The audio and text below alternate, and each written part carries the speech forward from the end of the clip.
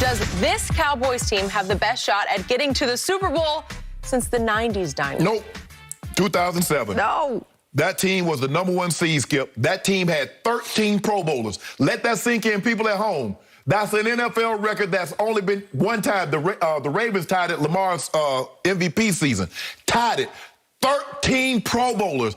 5 players with either first or second team. They're Pro Bowlers on offense. Tony Romo, T.O., Jason Witten, Marion Barber, Flozell Adams, Andre Garrard, and Leonard Davis. On defense, DeMarcus Ware, Roy Williams, Ken Hammond, Terrence Newman, Greg Ellis, and the kicker. So are you telling me this team will have 14 Pro Bowlers? A simple yes or no. Is it my turn? No, I just want you to answer that question. Do you believe that? They will Okay, not have thank 13. you. And here's the thing. The team that that beat them in the divisional round, they had beat them twice in the regular season. Yeah. The team that the Giants went and beat, they had beat Green Bay. Not Brett Favre out of the game. That was Aaron Rodgers' first time getting action. So they were sitting pretty. All the teams that were in their way to getting to the Super Bowl, they had beaten it, had crushed in the regular season. And then all of a sudden the Cowboys know what they do. Cowboys things come playoff time. So I'm going to say no. I believe, because here's the thing, Skip, right now, they third or fourth best, at best, in the NFC. You know that, I know that. The Cards are better than them. The Rams are better than them. The Bucks beat them, so they're better. So they fourth right now. Right on the top of the head, right off the top. They fourth. Who does Pro Football Focus rank the best offense in pro football right now? Thank you. Hold on. What are the rankings? What are the power rankings? Everybody power rankings. Which team is first? The Cardinals. Where are the Cowboys ranked? I've never seen a power ranking where the Cowboys have been anything higher than fourth. We got something for Arizona. We got something. We're waiting for them to come back and visit again because we got a little revenge, sweet revenge waiting for them. D-Hop got something for y'all, too. All right. Is it my turn? It's your turn. You are wrong, 1,000 times wrong about the 2007 Dallas Cowboys. I did not like any part of that team. You can have all your Pro Bowlers you want, but I will take Dak Prescott over Tony Ono anytime, any place, any day, Sunday, Monday, Thursday, you name the day. I will take Dak Prescott over Tony Romo any way, shape, or form. How much of this are you holding over his head that he went to Cancun with Jessica Simpson? That was my next point. Thank you very much for doing that, because they go 13-3. They get the bye. They have the #1 seed in the NFC. And all of a sudden, Tony and Jessica talk somehow Jason Witten and his wife. Jason, stop doing that. You were talking about he talked Jason Witten to Jason Witten, a grown man. Well, he was acted like a child because he went along with Tony and Jessica to Cabo San Lucas for the break before the playoffs. Give him the break before. I did not love any part of it. It was the wrong message to send to your team. I don't think Shannon Sharp would have sent that kind of message to his team. That's different, Skip. Thank you very much. And it set the wrong tone to get ready for the upstart Giants. You had already beaten twice, so, we got this, right? Okay, and they're coming to Texas Stadium as a road wildcard team that had somehow gone to Tampa the week before and won a game 24-14. As Eli was starting to turn into playoff Eli, right? And so here they came, and who is the other player on that team I never quite trusted? It's the guy I nicknamed Team Obliterator. Oh, no, so now it's his fault. He didn't go to Cabo or wherever they went. He did not, but I just never trusted in the biggest moments, the biggest games, that Terrell would come through for my Dallas Cowboys. He and the coach were always at odds. Obviously, it wasn't Parcells. That was a Wade Phillips team. But it was about to unravel pretty quickly for Terrell.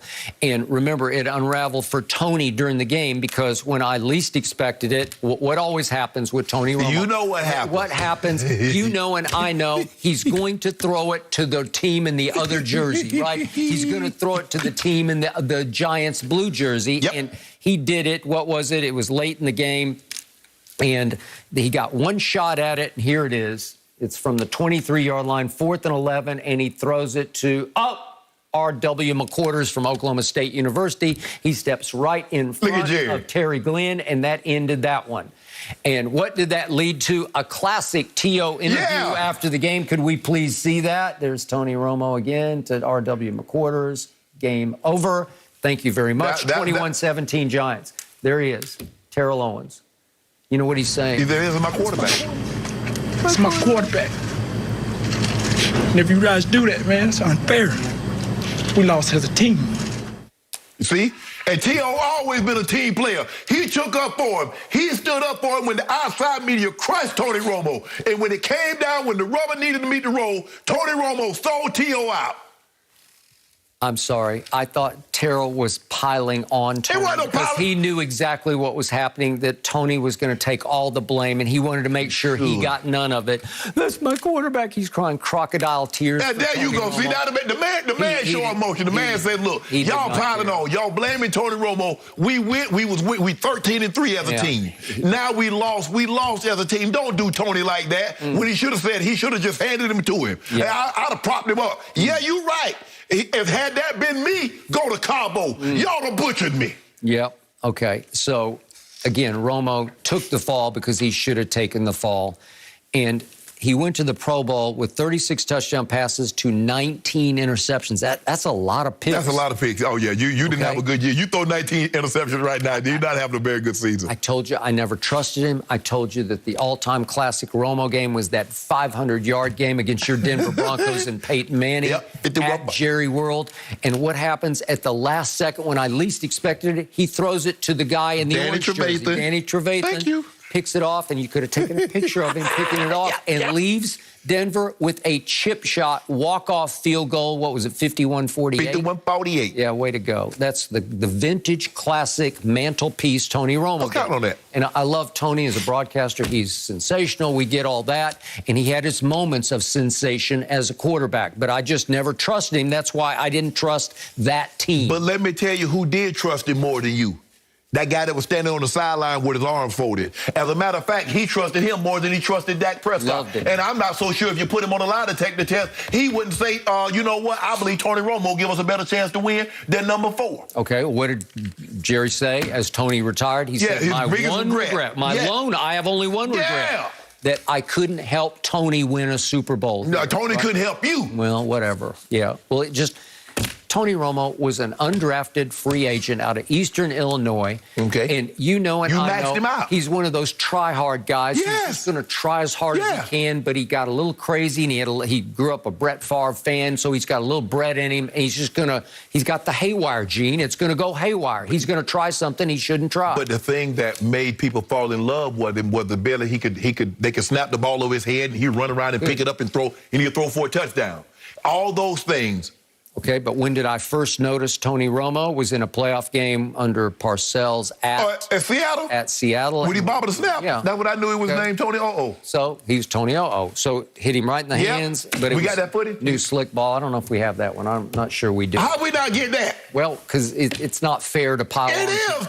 Poor man. I can't think of a better time. We just acknowledged that he bobbled a snap, and then he tried to run with it, and he just I'm here for can't run. I'm all about the rugby scrum. Okay. All about piling on. Okay, well, I'm all about piling up on this team this year because it's as Troy Aikman, the great Troy Aikman said, speaking of great Cowboy quarterbacks last week, I just like the way they handle themselves. You just watch them. What do I keep talking about? This team has a personality to it. It has a swagger to it. It has a vibe to it that just reeks of, we're going to win this game. I think they walk onto the field expecting they're going to win. That team never was sure of itself. Yeah. What'd you say? Tell Skip, Tom Brady. Well, tell Skip Cowboys not going anywhere. They're not going to beat you. Okay. Tom said, hey, get that thought out your head. Okay, we're talking about who has the best shot. Y'all ain't got no shot. How you got a shot with Tom Brady? Okay, of all the Cowboy teams since the 95 team, we could go 96, 97 when they had a chance. They were starting to fall apart injury-wise. But those teams, the dynasty, as it ended, the best shot any team has had since the dynasty is this year's team, not 2007. I did not trust it at all. That was a hard team to even be a fan of. How you going to trust this team with Mike McCarthy? With all his bonehead, time management, clock issues. What did I predict? I predicted before the season, we will win in spite of. No way. In spite of. Have you ever seen a team win a championship in spite of, even though the coach made bonehead decision after bonehead decision? Yeah, I did. It was called the Green Bay Packers with Aaron Rodgers at quarterback and Mike McCarthy as the head coach. They overcame. I'm going to give Aaron high marks on this one. Somehow he overcame. Gray Jennings overcame Mike McCarthy. Guess what? It never was a situation where they had to use timeout because they were really blitzing people on the road. Only the Super Bowl game back because they blew out the Falcons. Well, they blew those guys out. The Eagles game went to the wire, and Michael Vick made one wrong decision late in the game and threw it to the wrong guy in the end zone. So they took that out of his hand. But unfortunately, teams know now we just need to keep it close and make Mike McCarthy have to make decisions. Okay. But I've told you, we will overcome him. You're not overcoming him. First of all, you're not overcoming Matthew Stafford. Forget those decisions. Matthew Stafford, you're not overcoming. You're not overcoming Kyler Murray. And if you're very fortunate enough to somehow sneak in and kick a field goal that hooks left and swings through the upright, Tom Brady. I'm going to get me a Tom Brady jersey. I'm going to become the biggest Tom Brady fan in the history of the world. Okay. Well, I already predicted. I don't care what your prediction. I predicted as long as the Cowboys, anybody but Cowboys. Okay, I've told you from the start. I'm not sure I trust the defense, but who's got the hottest defensive player in pro football right now? Help me out. I'm a firm believer in ABC. Anybody but Cowboys. There's this kid who plays cornerback, a second-year cornerback that I have from Alabama. You love Alabama. Yeah, I do. Hold on. But see, guess what? Ooh, Cooper Kupp. Robert Woods, Jefferson, and then if you go see Arizona, you're going to get a chance to see D-Hop. You're going to see A.J. Green, Christian Kirk, Rondale Moore. They loaded. Zach Ertz, he done got a